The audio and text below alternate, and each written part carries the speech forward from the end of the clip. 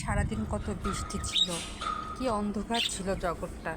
মনে হচ্ছে কি একবারে পুরা দিনটাই মনে হয় এভাবে অন্ধকারেই যাবে। অথচ আজকেই দেখুন কত সুন্দর ঝলমলে রোদ, আমার ফুলগুলোও কত সুন্দর ফুটেছে। এই আল্লাহর কি রহমত, যখন যেটা তার ইচ্ছা সে করতে পারে।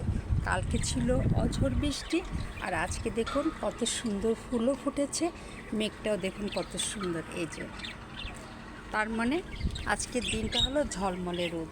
এই দেখুন রোদটা দেখুন কত সুন্দর, সবই উপর আল্লাহর ইচ্ছা।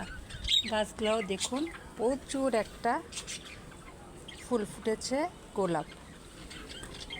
মিষ্টি, রোদটা যেমন মিষ্টি তেমন ফুলটাও খুব সুন্দর, এবং এই রোদের সাথে গাছগুলো দেখুন চকচক করছে। এটাই তো বললাম যে আল্লাহ কি না পারে।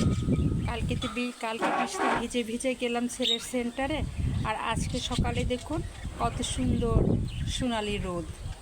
এই দেখুন পুরা আকাশটা দেখুন কত সুন্দর চকচকে আকাশ।